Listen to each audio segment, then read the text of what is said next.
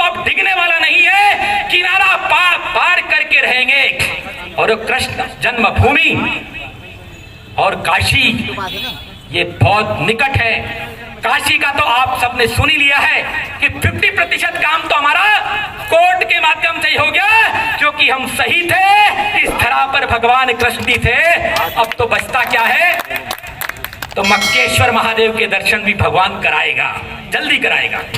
और अभी 3 नहीं तो 3000 मंदिरों को प्राप्त करना है। अभी शौर्य जागरण अधूरा है, इसलिए शौर्य जागरण करना होगा। क्योंकि हम तो काले नाग को भी पूजते हैं, काले नाग को भी पूजते हैं, पर इतना भी जानते हैं कि काला नाग भी जब कालिया देह में जहर विषपान करेगा तो भगवान कृष्ण ने हमें खेल खेल में कालिया नाग का मर्दन करना भी सिखाया है। हम शत्रुओं को आगे नहीं बढ़ने देंगे, उसे नष्ट करके रहेंगे। शत्रु पर विजय, शत्रु पर विजय, मानवता के हत्यारों को हम कभी आगे नहीं बढ़ने देंगे।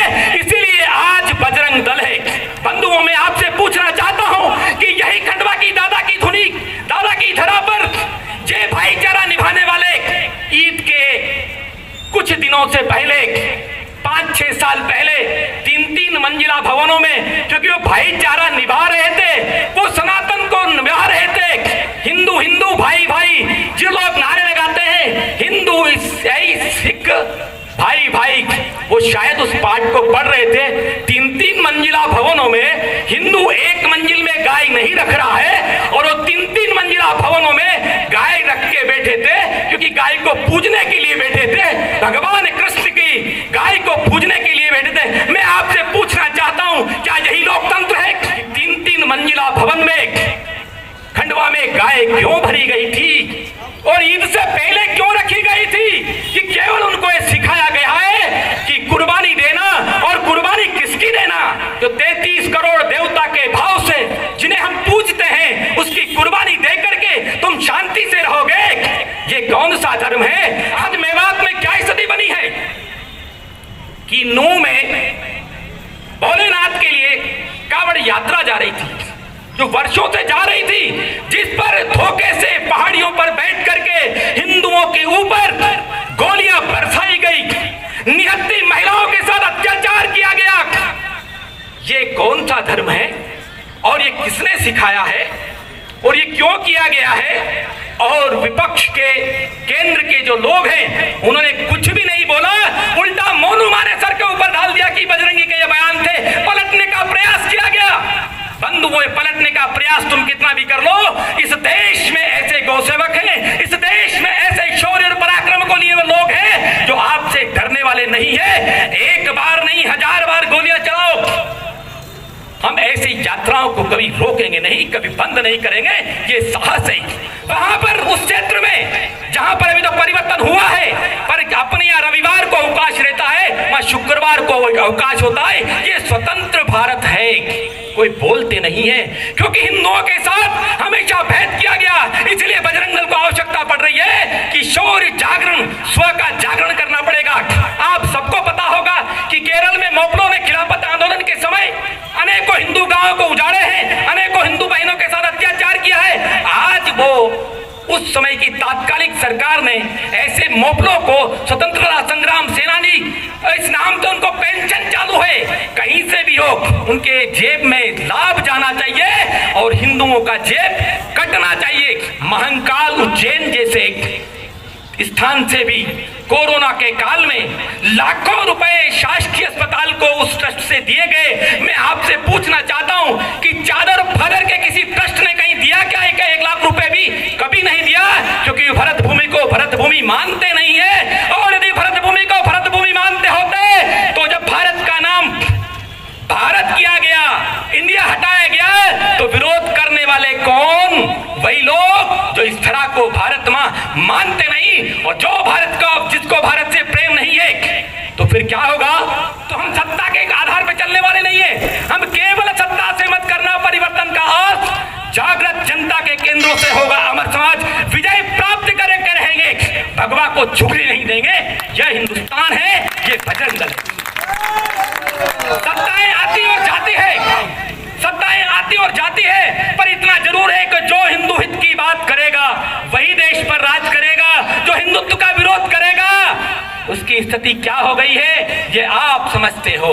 परिवर्तन संसार का नियम है, इसलिए आज केवल भारत ही नहीं पूरे विश्व में हिंदुत्व की लहर जगी है। और तभी तो दुबई में भी राम मंदिर बन गया, तो भारत में अब तुम क्या रोक पाओगे? दुबई में भी राम का मंदिर है और हजारों की संख्या में इस्कॉन के माध्यम से लोग मतांतरण होकर के हिंदू बन रहे हैं, उनको लग रहा है। इसलिए वहां के भी आप देख रहे हो कि हरे रामा हरे कृष्णा ये विश्व में हो रहा है। आज हमें सतर्क और सावधान होने की जरूरत है कि हमको दोस्ती किससे रखना है ये विचार करना चाहिए। हमको रावण प्रकृति, राक्षस प्रकृति, इनसे दोस्ती नहीं रखना चाहिए। और रावण प्रकृति, राक्षस प्रवृत्ति कौन है? तो जो राक्षस पहले राम ने संहार कर दिए थे वो अब इस रूप में आकर के धरा पर है कि वो कुरीतियों को पनपा रहे हैं। अंचर पंचर वालों के चक्कर में मत पड़ना। और अभी लैंड जिहाद, ये लैंड जिहाद के माध्यम से अभी आप देखोगे जहां की भी कहीं पुलिया होगी तो वहां ढाल दी चादर, है कुछ भी नहीं है, चादर डाल दी और धीरे धीरे स्थापित होने की कोशिश करते हैं। ये राष्ट्रीय राजमार्गों पर, रेलवे स्टेशनों पर, जगह जगह जहां पर पब्लिक पहले से वहां पर अपना कब्जा जमाना चाहते हैं और ये लैंड जिहाद है। और ये लैंड जिहाद का परिणाम क्या होगा कि भगवान न करे, वैसे इतनी हिम्मत नहीं है, पर जब गृह युद्ध जैसी स्थिति कोई बनी तो ये उन स्थानों का दुरुपयोग करेंगे। आपको सबको मालूम है कि जम्मू कश्मीर में आतंकवादियों को शरण स्थली कौन सा धर्म स्थान देता है, कौन से स्थानों में छुप करके वो गोलियां बरसाते हैं हमारे सेना के जवानों के ऊपर। इसलिए ऐसे स्थानों को चिन्हित करके सरकार को भी चाहिए, प्रशासन को भी चाहिए कि ऐसी लैंड जिहाद को तुरंत रोके। ऐसे स्थानों से देश को, समाज को खतरा है। यदि वो नहीं रोका गया फिर लैंड जिहाद, अभी व्यापार जिहाद शुरू हो गया है कि जहां पर सब्जी मंडी में 4 हिमाल इकट्ठे थे, पहले हाथ जोड़ के राम राम करके उन्होंने हिमाल का लाइसेंस बना लिया। धीरे धीरे 4 के 40 हुए, पता नहीं उस 40 में कौन सा बांग्लादेशी व्यक्ति भी है, कौन सा व्यक्ति रोहिंग्या भी है, और उन्होंने सब्जी मंडी में अपना कब्जा कर लिया। अभी कब्जे के बाद क्या होगा? उनकी मर्जी हो तब वो हड़ताल करेगी। पाकिस्तान जब अलग हुआ तो नकदी दिया, वो ठीक दिया। क्या कहूं मेरे देश के उस प्रधानमंत्री को जिसने हिंदुत्व को धोखे में रखा। यदि कह दिया होता कि हम ऐसा कर रहे हैं तो फिर मुझे नहीं लगता कि एक ही नाथूराम गोडसे खड़ा होता। अनेकों नाथूराम इस देश में हैं, क्योंकि उन्होंने कहा था कि मेरे शरीर के टुकड़े हो जाएंगे, मैं भारत मां के टुकड़े नहीं करूंगा। फिर टुकड़े कैसे हो गए?